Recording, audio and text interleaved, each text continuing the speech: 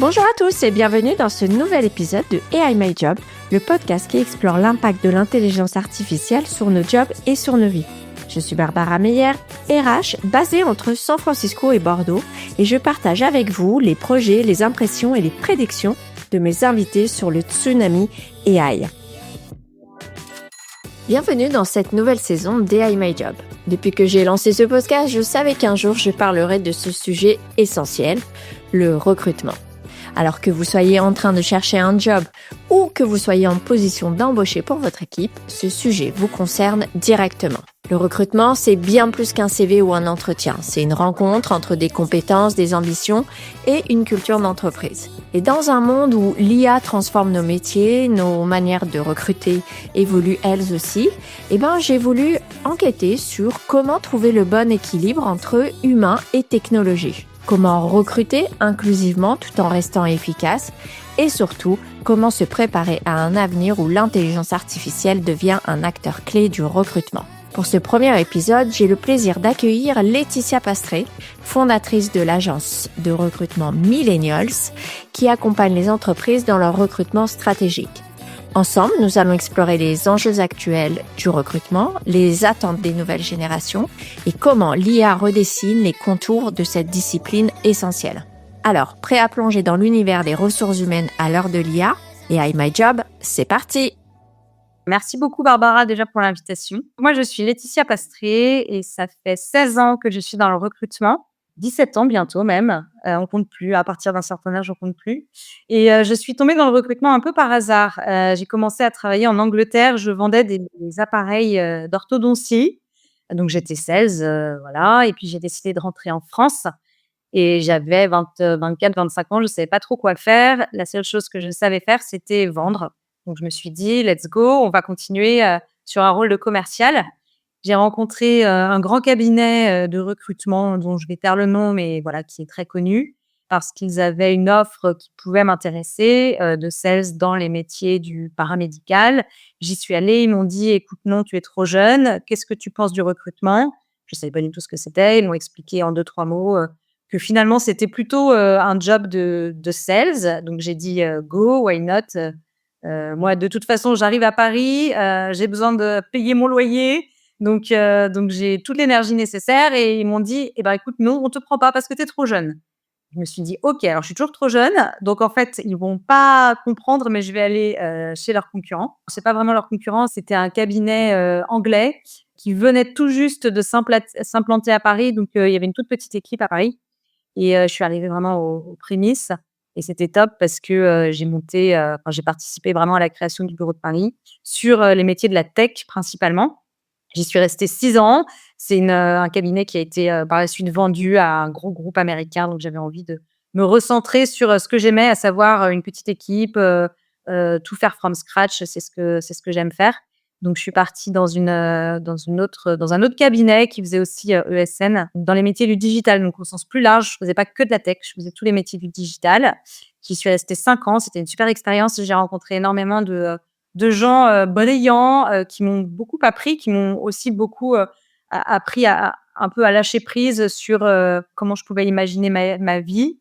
Et puis, c'est une société qui, pareil, a été revendue, en 2019 et avec, mon associé Alissane Lombroso, avec qui je travaillais depuis une bonne dizaine d'années déjà, qui m'avait suivie dans ma deuxième expérience. On s'est lancé dans la création de Millennials.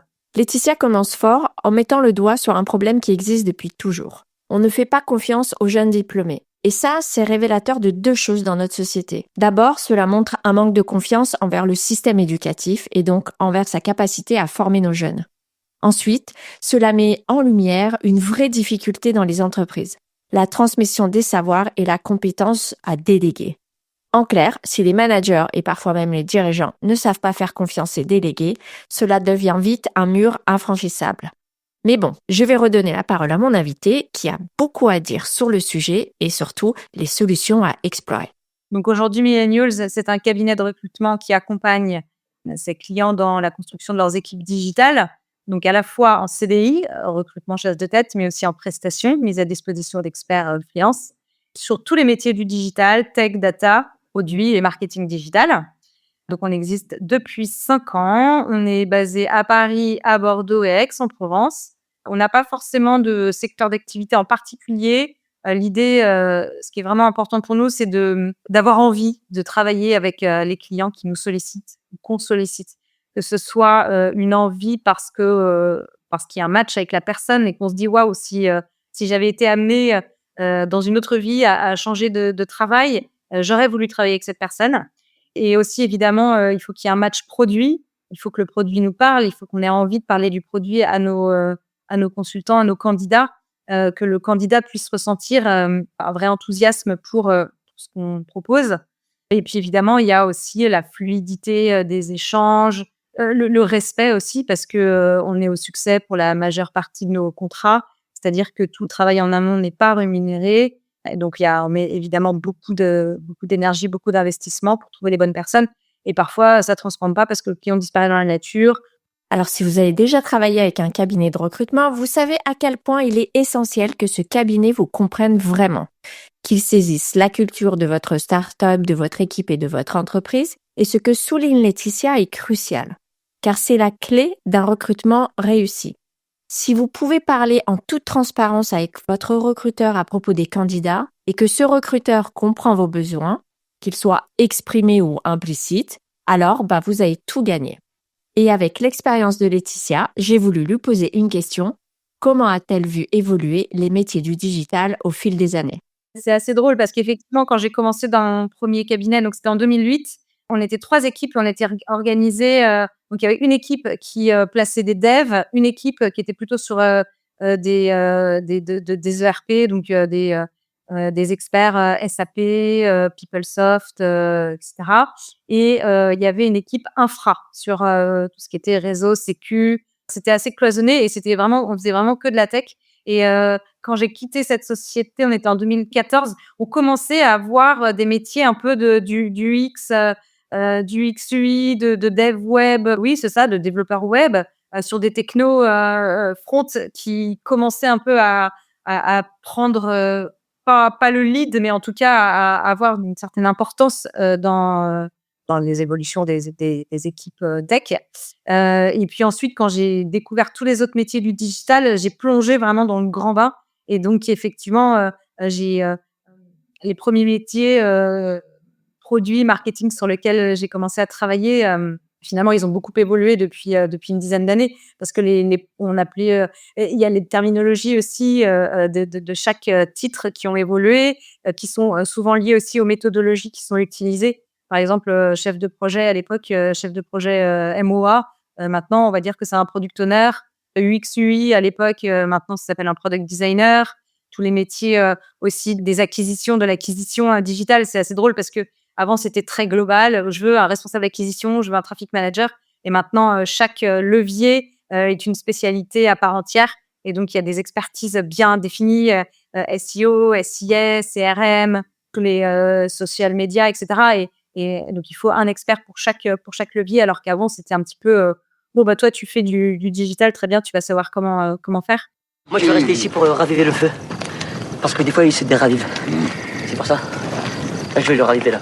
C'est, la création de rôles comme des Chief Digital Officer, CDO qui aujourd'hui alors il y a plusieurs organisations, mais souvent il y a et la tech et enfin la tech fait partie du digital, complètement. Alors qu'avant c'était assez, cloisonné. Il y avait, la tech, les devs, il y avait, le digital, et il y avait le marketing. Et parfois le marketing et le digital et c'est encore le cas parfois chez certains de mes clients, mais alors, plutôt des vieux groupes, quand j'entends vieux, j'entends, anciens, voilà, qui ont été créés il y a longtemps et qui n'ont pas encore vraiment terminé leur transformation, digitale, voire pour certains qui n'ont carrément pas commencé en fait, leur restructuration et donc il y a encore le marketing et le digital qui sont séparés. C'est assez dingue. Donc oui, en fait, aujourd'hui, une organisation, digitale, inclut tous les métiers alors qu'avant le fonctionnel et la technique étaient ultra, séparés et parfois même, ils n'étaient pas dans les mêmes bureaux. Laetitia a tout à fait raison. Non seulement les métiers ont évolué, mais les besoins en nouvelles compétences ne cessent de changer année après année. On a connu plusieurs grandes vagues de transformation. La première avec l'essor d'Internet et toute la phase de digitalisation. une deuxième avec la pandémie de Covid qui a rendu la digitalisation incontournable et maintenant une nouvelle vague portée par l'intelligence artificielle. Face à ces bouleversements, les ressources humaines ont su s'adapter en créant de nouveaux postes, en inventant de nouveaux métiers et en transformant en profondeur des fonctions classiques comme le marketing, les ventes, le recrutement ou le design, le tout à une vitesse impressionnante. Et oui, on est fort, nous, les RH. Et ce n'est pas tout. Ce n'est pas seulement les compétences qui ont évolué, mais aussi les méthodes de travail en entreprise. Laetitia, tu peux nous en dire plus sur cette transformation ? Évidemment, les méthodologies qui ont aussi évolué, l'agilité, le Scrum, le Kanban, voilà, il y en a plein d'autres, je les ai pas tous en tête, mais c'est drôle aussi de voir comment les équipes tech se sont réorganisées. On partait d'une pyramide très hiérarchisée, un peu à la française, qui finalement aujourd'hui, les équipes sont plutôt en organisation plate du fait de ces nouvelles méthodos et puis aussi parce qu'ils se sont rendus compte que chaque expertise avait de la valeur et qu'un chef de projet n'était pas supérieur à un dev. Je me souviens qu'à l'époque, quand je faisais parce qu'à chaque fois, évidemment, à mes candidats, je leur demande comment ils ont envie d'évoluer, comment ils se voient. Et à l'époque, c'était soit je veux devenir architecte, soit je veux devenir chef de projet et faire du management. Et je leur disais, mais pour vous, c'est vraiment une finalité en soi de faire du management. Et ils me disent, non, mais c'est l'évolution de mon poste logique. Et en fait, aujourd'hui, plus du tout. Et je pense que plus du tout, personne n'a envie de faire du management, en fait. Donc, c'est assez drôle, voilà. C'est clair, devenir manager n'est pas une fatalité et tous les RH vous le diront. Aujourd'hui, on a du mal à trouver de bons managers parce que les entreprises ont enfin compris un truc. Au moins un quart des salariés qui quittent leur entreprise le font à cause d'un mauvais manager.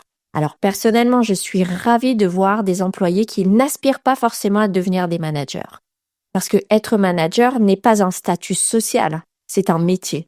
Et pas n'importe lequel. Un métier à impact, essentiel au bon fonctionnement d'une entreprise. Savoir bien piloter une équipe est plus vital que jamais, surtout dans les startups où il faut avancer hyper vite pour rester compétitif. J'ai pas abordé l'un des métiers qui a révolutionné l'organisation des équipes digitales, c'est les métiers de la data. C'est des métiers qui n'existaient pas encore vraiment il y a 10-15 ans. On entendait parler de quoi? De big data à l'époque. C'était plutôt c'était des gens qui faisaient des tableaux SQL, des choses comme ça. Et ça a complètement explosé depuis ces dernières années. Il y a eu énormément de création de titres, de métiers autour de la data. On a des data analystes, des data scientists, des data engineers, des head of data, qu'est-ce qu'on a d'autre? On a effectivement plein de nouveaux métiers qui se sont créés autour de ça. Je me souviens que les data scientists à l'époque, c'était super dur à trouver parce que c'était souvent des gens qui avaient fait de la recherche, donc il y avait des bacs plus 8 sur des diplômes de recherche. Ça a évolué aussi. Les outils de la data aussi ont beaucoup évolué. Je dis pas que c'est plus simple aujourd'hui de les utiliser, je pense pas, mais c'est peut-être faciliter l'accès tout simplement à des anciens développeurs qui se projetaient pas forcément sur ces métiers et qui ont découvert ces métiers. Je pense que c'est vraiment le métier de ces 10 dernières années. Les métiers de ces 10 dernières années, c'est tout ce qui va toucher au sujet data. Voilà. C'est une bonne situation, ça, Scribe. Mais vous savez, moi, je ne crois pas qu'il y ait de bonnes ou de mauvaises situations. Alors déjà, une entreprise qui n'a pas commencé sa transformation digitale, ça va être un peu compliqué parce qu'il y a une question de mentalité aussi. Clairement, il faut avoir envie. Il faut avoir envie de prendre des risques, il faut avoir envie de transformer ce qui existe déjà pour innover, pour mieux faire, ou en tout cas faire différemment. Donc, si cette mentalité-là, si ce mindset-là n'est pas déjà bien calé dans un COMEX, ou auprès d'un DG ou autre, ça va être problématique parce que je ne vois pas comment il va vouloir aller vers les outils de l'IA si lui-même n'a pas compris l'importance de faire une transformation digitale, l'importance de mettre en place des organisations d'équipes différentes de l'organisation classique à la française qui était très, très hiérarchisée avec un N+3, N+2, N+1. Donc on n'est plus forcément dans ces mêmes orgas. Tout est lié aussi même, avec, les open space qui ont été de plus en plus, aussi, créés. Moi, je me souviens encore quand j'ai commencé, il y a plus de 15 ans, j'ai visité des clients qui avaient encore leur bureau, fermé avec chacun un bureau fermé. C'était assez étrange. En fait, ça l'était pas tant que ça parce que c'était la norme finalement, mais de voir comme en quelques années, tout a évolué, même si ça je dérive un petit peu du sujet, et il y a un truc aussi qui est assez marquant sur l'évolution, du recrutement, c'est la façon de s'habiller aussi. À l'époque, quand on était dans le recrutement, dans mon ancien cabinet, il fallait que les hommes soient en costard-cravate et rasés et que les femmes soient, en habit, classique, de ville avec, des chaussures de ville. Alors qu'aujourd'hui, les startups, le digital, a transformé ces mentalités et fait que les gens, maintenant, s'habillent comme ils veulent et donc évidemment, on s'adapte aussi, aux clients qu'on a en face. Joyeux Noël, Pierre. Ah, c'est pour moi? Oh, une serpillière, c'est formidable, Thérèse. Je suis ravi, écoutez. Non, Pierre, c'est un gilet. Ah, mais alors, bien sûr, c'est un gilet. Il y a des trous plus grands pour les bras. Alors? Et pour tous ceux qui ne monteront pas dans le train de l'intelligence artificielle, qu'est-ce qui va se passer? Une étude de McKinsey souligne que l'adoption du digital est directement corrélée à l'augmentation de la productivité sur le marché américain. Entre 1989 et 2019, cette corrélation atteignait 70%. Et McKinsey prédit que l'IA pourrait bien être le prochain grand moteur de croissance de la productivité. Alors, est-ce que ceux qui n'adopteront pas l'IA risquent de rester à la traîne ou sont appelés à disparaître parce que le c'était mieux avant, on sait que ça marche pas?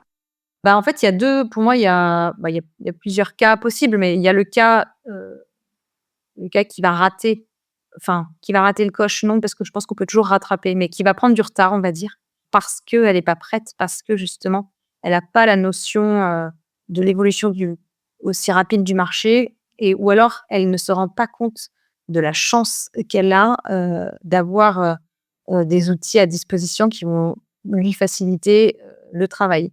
C'est des gens souvent qui ont peur, c'est des gens qui se méfient, c'est des gens qui imaginent que les humains vont être transformés en robots et qu'on va tous mourir. Au final, on mourra tous, mais j'espère pas à cause de l'IA.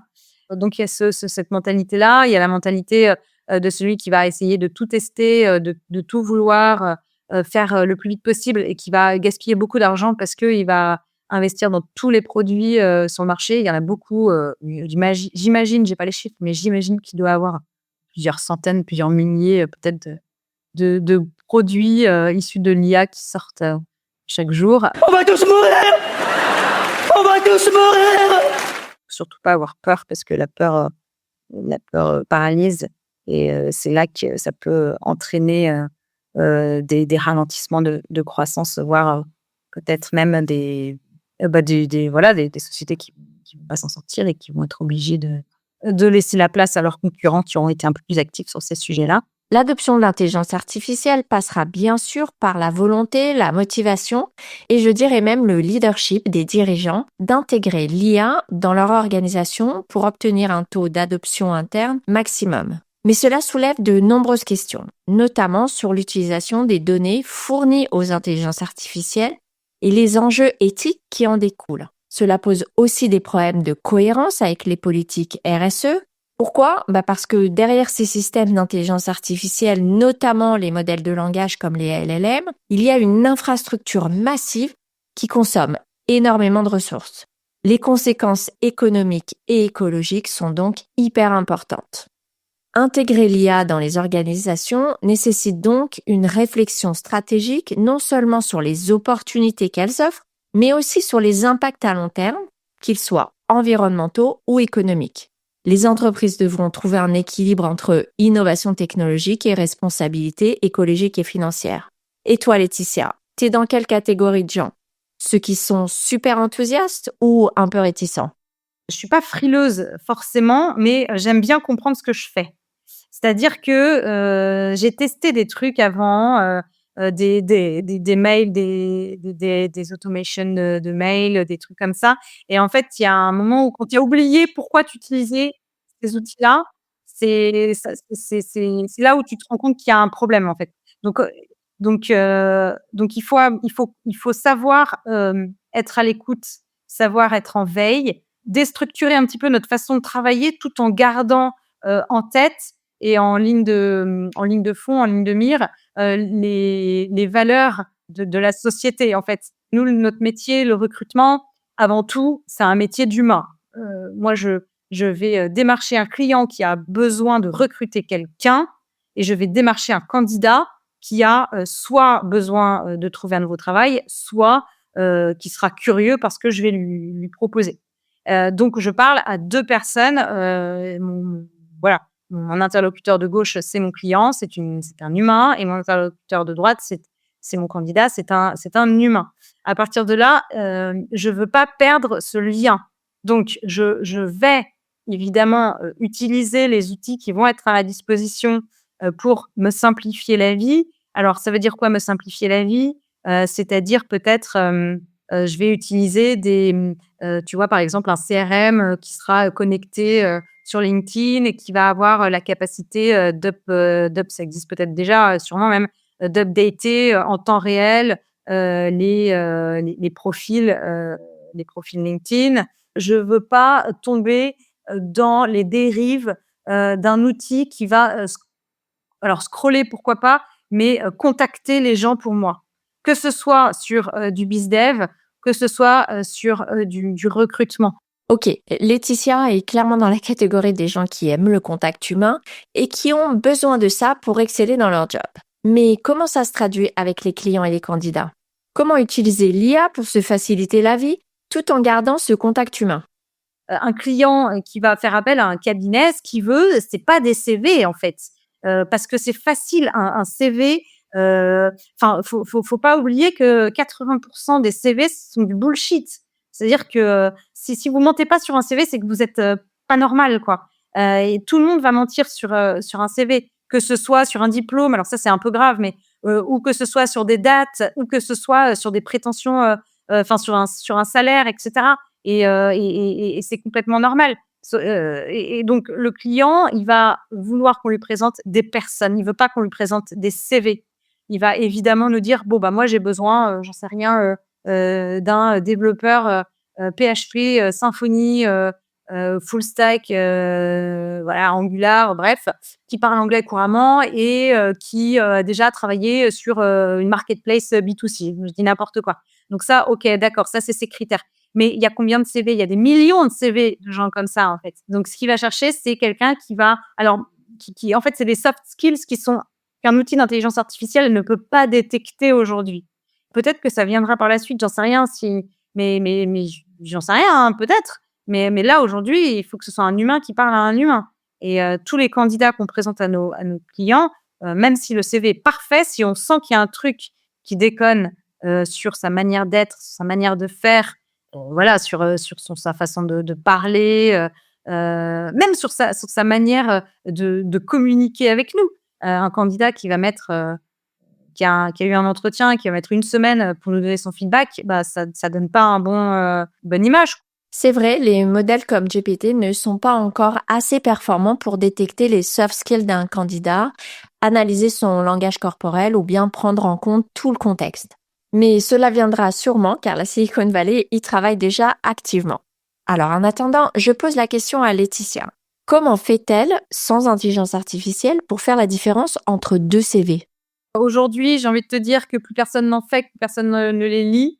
Surtout avec ChatGPT, maintenant, voilà, à la limite, il faudrait demander au candidat d'écrire sa lettre de motivation à la main devant nous pour se rendre compte vraiment de sa façon d'écrire. Parce qu'aujourd'hui, un mail, enfin, ça veut plus rien dire. Après, l'email de remerciement, en fait, moi, je suis hyper sensible à ça. Et ça, c'est plus, encore une fois, un mindset plus qu'une aide. Parce que tu as, allez, on va dire 30% de gens qui vont faire un email de remerciement. Tu as 70% de candidats qui vont pas le faire.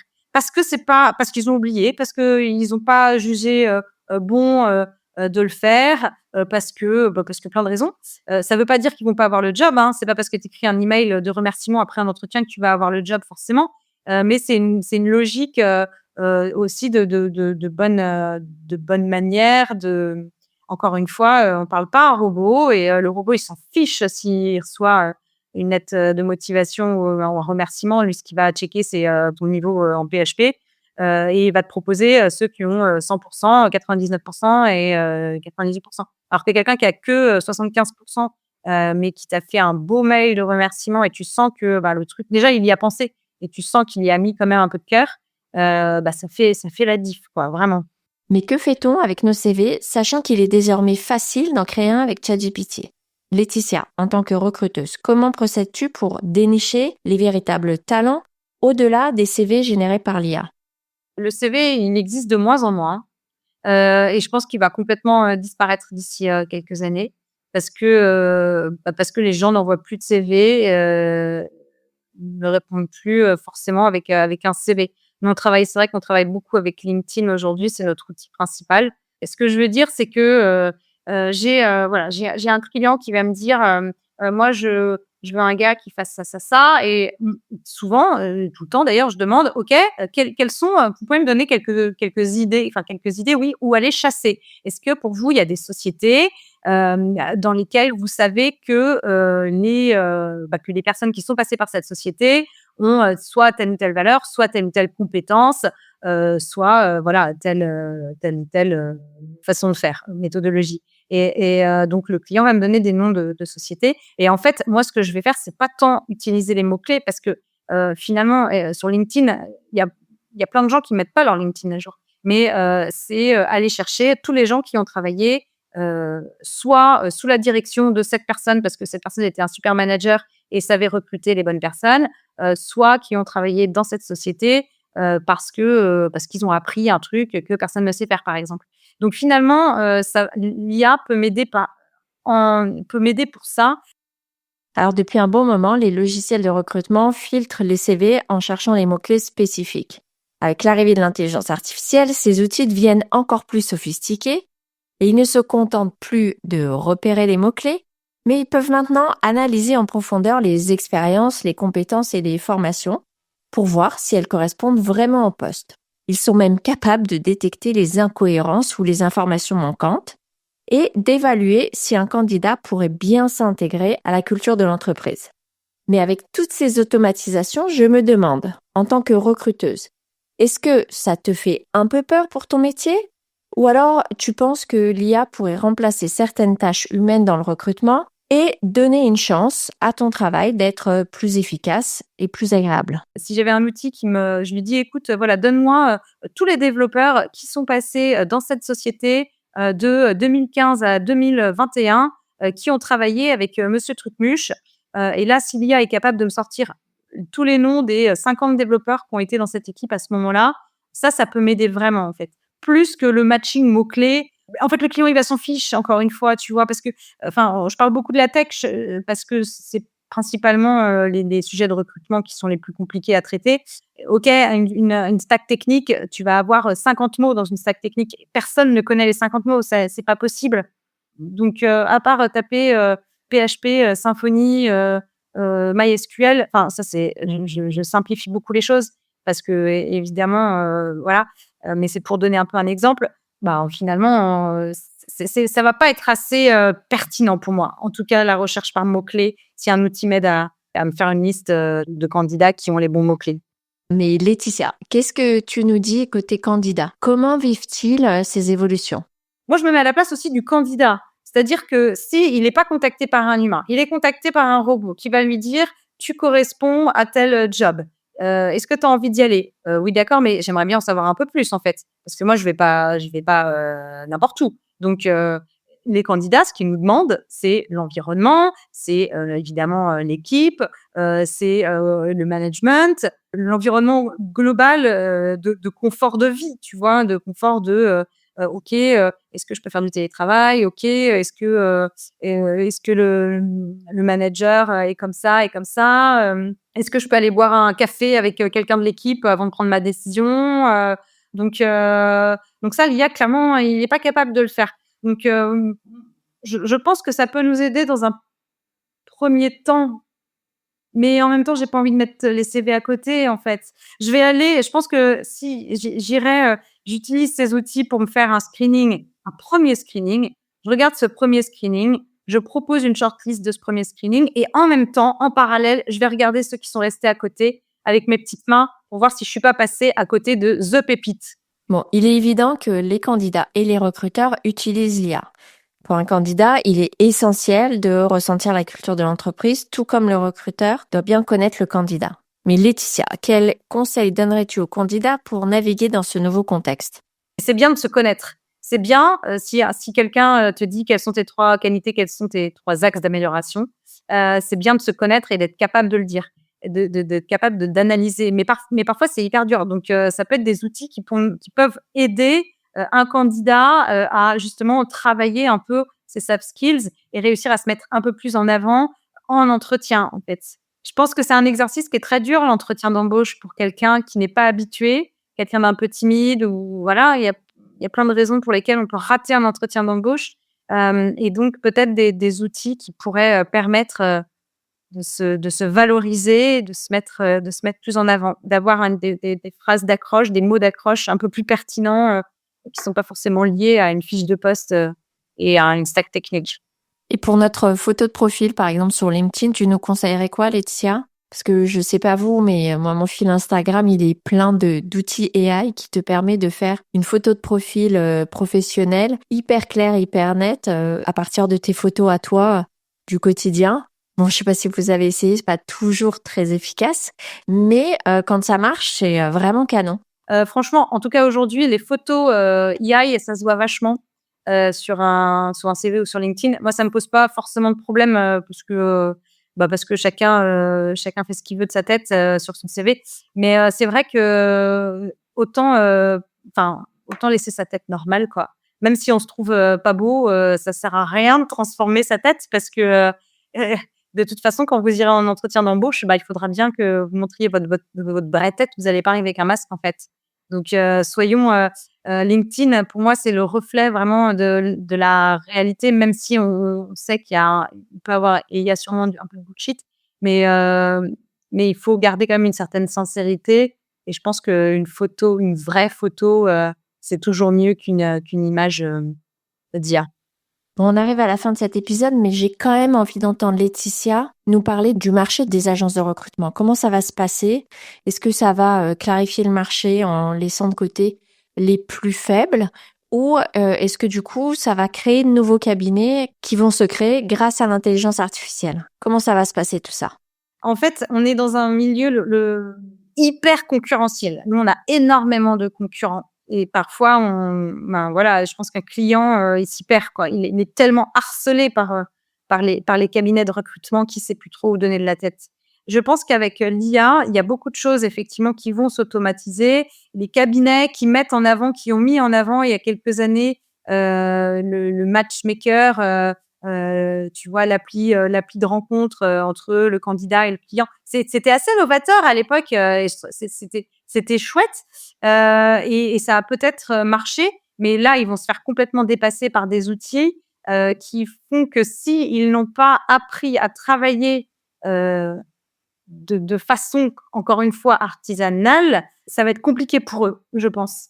Donc, il va falloir jongler entre ces outils sur lesquels il faut absolument pas passer à côté, desquels il faut absolument pas passer à côté, parce qu'on peut pas se permettre de passer à côté de l'IA. C'est impossible si on veut s'en sortir. Il faut être à jour et il faut être au taquet sur toutes les nouveautés, sans pour autant perdre trop de temps, d'énergie et d'argent, à mon avis.